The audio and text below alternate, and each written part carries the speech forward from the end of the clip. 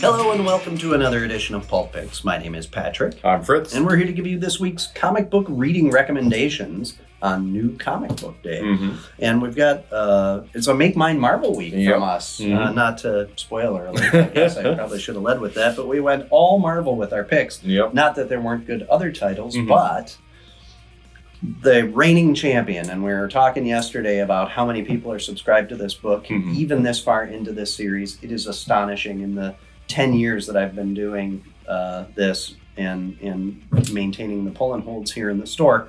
Nothing's even come close to this popularity. And with that... So, my pick this week is Ultimate Spider-Man issue 8.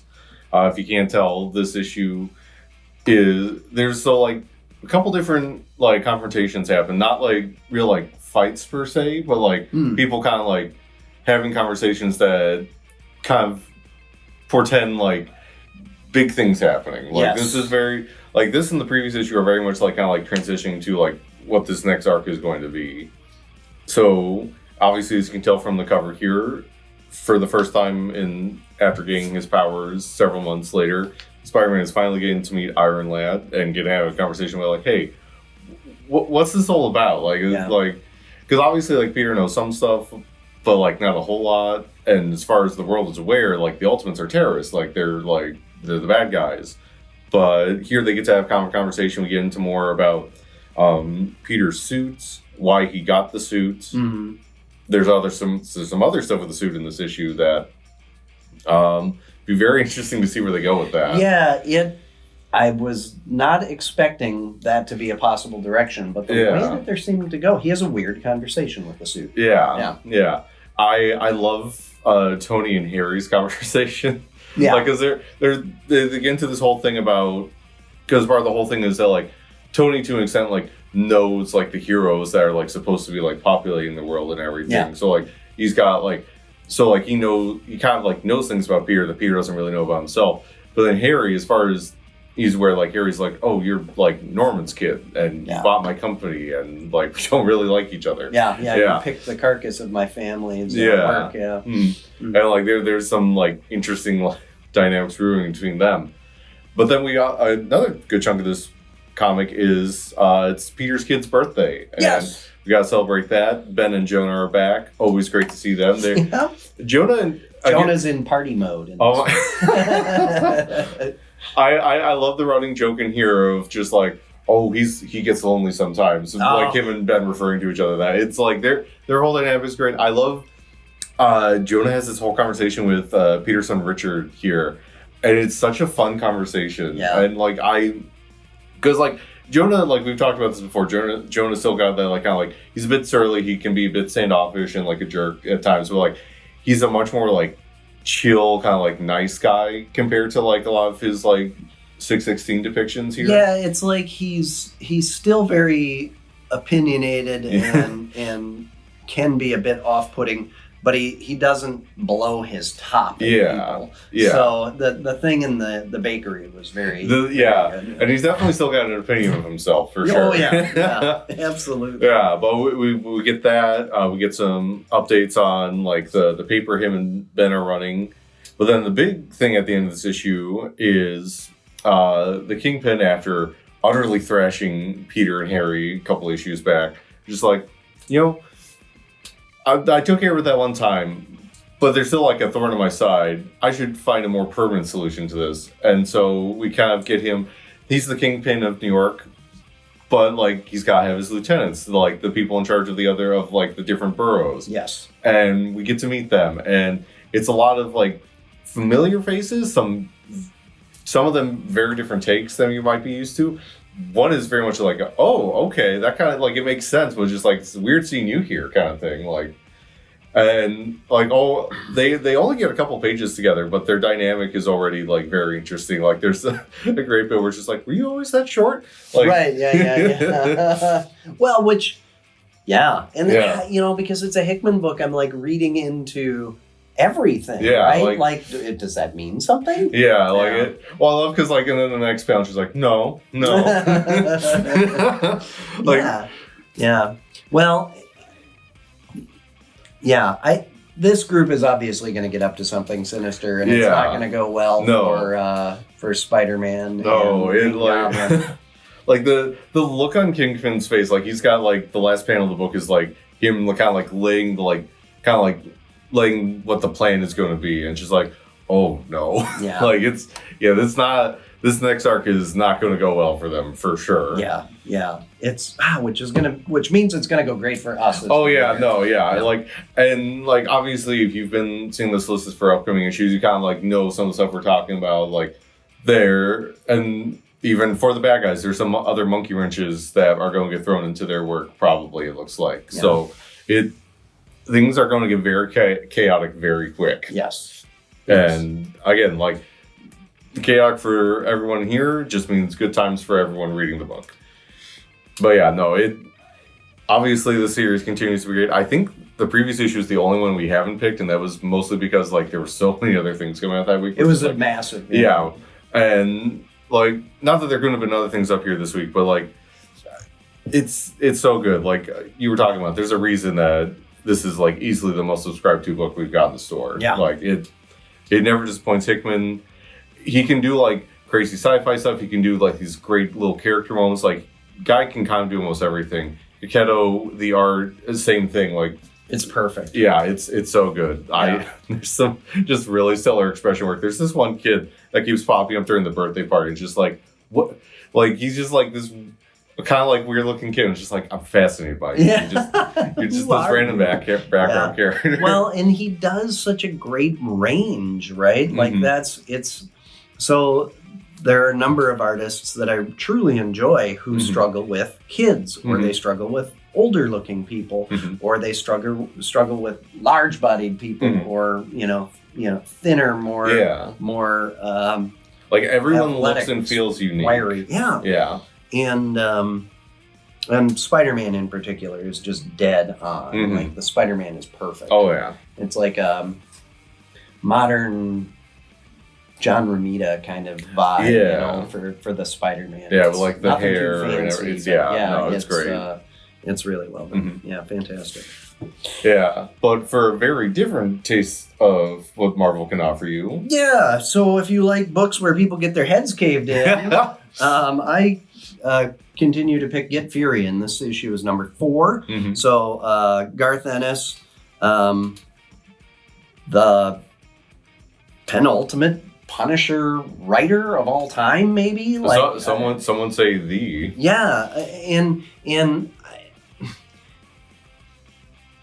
I think whoever, if it was Ennis or somebody pitched this idea or whatever, but whoever said, like, what if Frank Castle and Vietnam and Nick Fury, what if all of that was in a story? And then on top of it, you've got this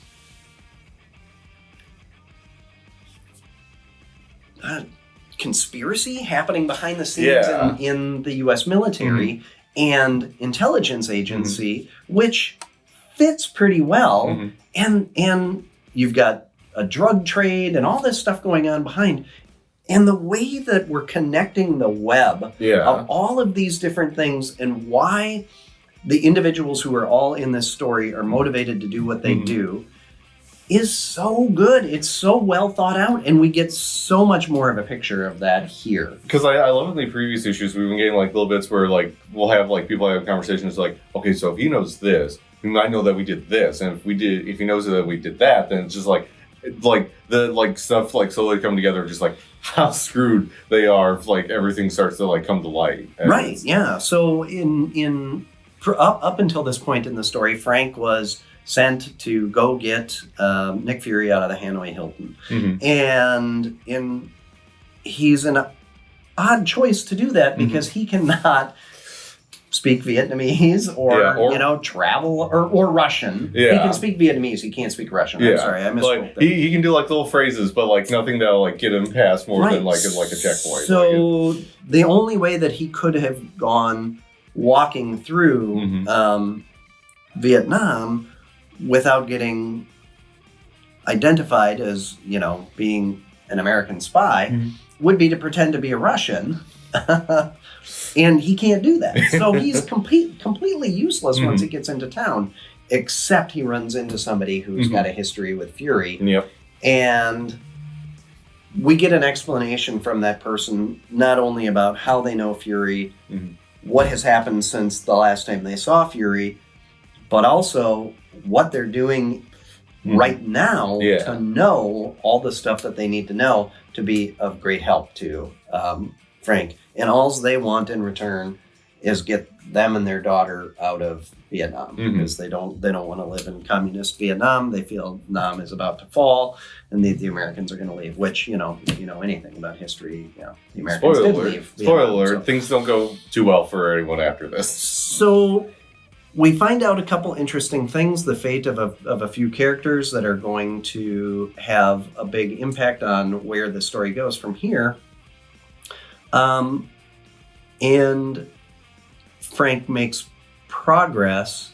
I think, I feel kind of like in this issue with the direction that everything went, you could say that maybe Frank is breathing a sigh of relief. He thinks that things are probably going well, but just knowing Garth Ennis, I'm guessing that's the calm before the storm. However, it sounds like things have been going horribly for Nick Fury. And that the CIA agents who have been running the secret drug ring have just realized that they may have stepped in it worse than they thought they did. Yeah. And, the general that they've been working with is maybe a little more cutthroat than they thought that he was, which is interesting that they didn't realize exactly what he was capable of. But again, this is a good, it's kind of got a good I feel 70s spy espionage kind of vibe to it, It feels like it's a lot of kind of playing with what you expect a problem to be for a character, something that they might be able to handle, and then just going a completely different direction, just kind of keeping you off kilter the entire time. Yeah. But in a way that feels well thought out, so it doesn't feel like, they're this not was just a MacGuffin stuff that you use to like a plot twist that's just that's dumb. That doesn't make sense. It's seeing the puzzle pieces come together. Yeah, exactly. So it's been excellent. Well, we said that it was a Make Mine Marvel week. We've got another Marvel book and another Hickman book. Yeah, and another very violent book. It depends, right? The synthesis. Yep. Yeah. So this week is the start of Wolverine Revenge, both the normal and red band version. So I don't know about you. I just read the normal version. I read the red band. Yeah. So I can imagine, just based off of how this issue is, this is very bloody in there. Yes. But yeah. So the big selling points here is this is the first big book that Greg Capullo, obviously people know him from his Batman run with Scott Snyder. He's done a bunch of other stuff like Spawn and that. This is his first big Marvel work in I don't know how long. He's done some covers here and there the last couple of years, but this is his first hey, I'm going to be doing a full on comic here, and man, does he not disappoint. Well, he's kind of a Todd McFarlane protege, right? Yeah. Because McFarlane discovered him. That's kind of the story I think that so, I yeah, always heard. And then handpicked him to take over Spawn. Yeah. Yeah. Which obviously you look at his own, you're that makes sense. It does. Yeah, it absolutely does. Yeah, but then you take that just amazing artistic talent, combine him with Jonathan Hickman, who obviously is no stranger to doing stuff with X-Men characters. Right. Or kind of big high concept sci-fi stuff. And how can you go wrong? And I just want a Capullo dinosaur book because his dinosaurs were so amazing. Honestly, only knock against is not as many dinosaurs as I would have wanted. Yep. So it starts in the Savage Land. Yeah. That's not a spoiler. Yeah, but to get into what the book actually is, so basically something happens, massive EMP impacts the world, power's just basically out everywhere, and Wolverine is recruited to help kind of make sure that stops being an issue, to get the last kind of working reactor in the world. Problem is, it's being held on to by a bunch of not so good people. A lot of them you're going to be super familiar with. One has a really cool redesign in here that I don't think he's ever had before. Yeah. But it's him, a bunch of S.H.I.E.L.D. agents, Cap and Bucky, they're being sent in. Gotta get by Nick Fury again. Yeah. Oh, that should have been my segue. What was I thinking? Yeah. But they're being sent in and to go with kind of the theme here, things don't go exactly to plan. Like some stuff happens. Some people end up dead. And in fact, a lot of people end up dead. A lot of people end up dead in this. And as the title implies, there's a certain betrayal that happens, and now Wolverine's got to get revenge for it. Yes. Yeah, and I can't believe they killed his dog. Who would have thought of that as a plot device? Yeah. It's amazing. But it's such a solid setup issue. Just like kind of like everything gets set up so quickly and so neatly. Like you don't feel like you're missing like everything. Like it's nice and lean without like feeling like you're just kind of like skimming along. Like it's God, it really makes you especially wish that like you gotten like Capullo on a book sooner, because man, first off, it's been a while since I think he's done like anything outside of covers for anything. Yeah. Like, and you remember why he is as popular as he is. Yes. Super quick. Like, dude kills it, literally and figuratively. It is great. And to see him drawing a number of iconic Marvel characters was really interesting. Oh, yeah. This is a dream team, creative team on this book. And I was so excited to see what they were going to do, and I was not disappointed in any way, shape, or form. I think the only thing that I'm disappointed is I don't think that I ordered enough copies of this book. We had a handful of people who subscribed to it, and I should have known. I should have known better. So if Wolverine has your interest, or Hickman Capullo has your interest, you get down here quick, or buy it on the app real quick, because we are absolutely going to run out. I'm certain. And the good news is, though, for Wolverine fans, like, you're going to be in good. So, like, we've got this, but then starting next month, we've got his new ongoing series starting, too, which I know people are excited about, because you got Saladin Ahmed is writing it. He's been killing it on Daredevil recently.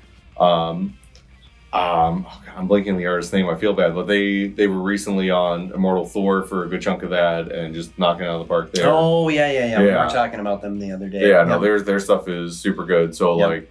Obviously, he's on Uncanny X-Men, which we sold out of all the normal copies of that. We've got a couple variants, but who knows how long those are going to stick around. Right, yeah, we've got 4, I think, 3 or 4. Something like that. First print variants that are still available, and that's it. Yeah, like, and obviously with the movie and everything, like, it's a good time to want to be getting into Wolverine. Like, there's plenty of stuff to check out. Yeah, it was exceptional. And Deadpool makes an appearance in this book. Oh, yeah. Playing a very different role than normal for him. Yes. Yeah. But, like, one that's just like, no, I get it. Like, yeah. It's going to be really cool, because to see how this goes forward. And the oversight on the antagonist's part in this book was interesting. But there is stuff... It's an explosive ending, and shocking things happen. Yeah. So highly recommend. Yeah, fantastic. Well, we picked all Marvel books up here, but were there any other books this week that were on the cusp of making it to the table? Yeah, so a couple good ones. Mentioned Thor, the giant size Immortal Thor is out this week. They've been doing a bunch of giant sized comics this year for the big anniversary of that. So we got a cool news story with him and Hercules doing some space adventures. Yep. We've also got a reprint of a classic issue in there, so that's good fun. Yeah. Otherwise, for other new stuff, last issue of Green Lantern War Journal came out. Both the Green Lantern titles have been really good, but like War Journal, following John, like kind of like delve into this new like weird mystic space stuff going on has been super fun. It does kind of like lead into some of the new Green Lantern stuff they're doing this fall with the DC All-In. Yes. Otherwise, Black Cloak is back from hiatus. That series, just absolutely loved the first arc. Super excited to see what they're going to do with this new arc here. Yeah. But those were both really good picks this week. I don't know. What about you, Patrick? Yeah. Dark Knights of Steel All Winter was exceptional again. I almost put it up here. It was very, very close for me. The art in it is just great, and it's one of those where they're doing a lot of black and white and then using color. I love how they're playing with that. Yeah. So we find out more about kind of I don't know why people are doing what they're doing. Yeah, we're getting the veil is being lifted a little bit, and Slade is getting a little more clued in as to why he was sent to do what he was sent to do. Yeah, and I mean, another very bloody issue. There's a lot of blood in that one. So that was very good. Yeah, I'm liking a lot of stuff. There wasn't anything that I read this morning that I didn't enjoy. Destro. Destro also almost made it up here. Really good. So I wouldn't say really the plot thickens, but let's say the Destro's kind of in the weeds. It congeals like blood. Yeah. So Destro's in the weeds, but he's got plenty of people who work for him that are still kind of trying to piece together what's going on, and they may have had a moment of enlightenment, and the problem is that they can't reach Destro. On that note, that conversation does have one of my favorite parts where one of the guys is just like, I really don't like you. And the other guy's just like, no, that's fair. Yeah. I'm not a likable guy. No, I totally acknowledge that. Yeah, the characterizations of everybody in it are so interesting. Like, they're just doing a really good job of building a personality behind the persona while kind of leaving that original G.I. Joe persona for that character. I love his confidence in the face of like near certain death. Just like, joke's on you, I wear a lot of Kevlar. Yeah, and we get a little bit of backstory for the Destro clan.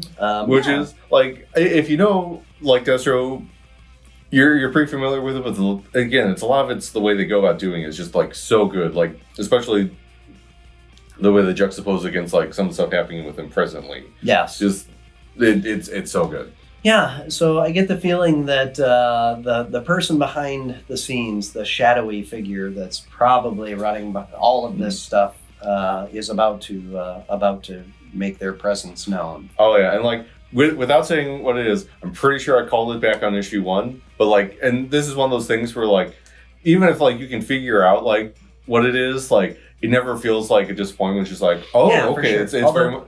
It's very much like, oh cool, where are they going with this then? Yeah, although I think they're working for or with somebody. Yeah, there's definitely like some other layers to it, but yeah. Read it to figure it out. Yeah, it was another excellent week. Lots of stuff. Huge graphic novel week. So if there's stuff that you have missed out on and you want to pick up the collected volumes, it was a big release week for graphic novels as well. Also some just like purely original graphic novel stuff. There's a new Godzilla one out that just looks like it's a cute little like summertime vacation thing that like you might not expect from Godzilla, but I don't know, it looks cool to me. Yeah, well, and Godzilla, everything Godzilla is well received by Godzilla fans. Oh, so, yes. they've been doing really well with that property. You've been eating well. Yeah. Speaking of which, the omnibus of the original Marvel stuff should be coming out in October, I believe. Oh, fantastic. Yes, that's right. Yeah.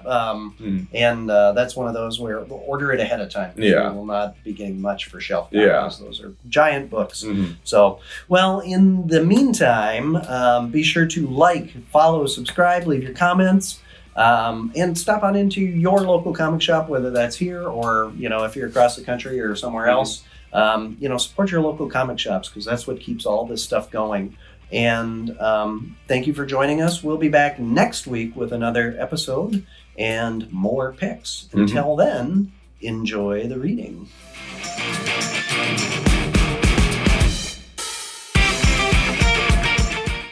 And I was like,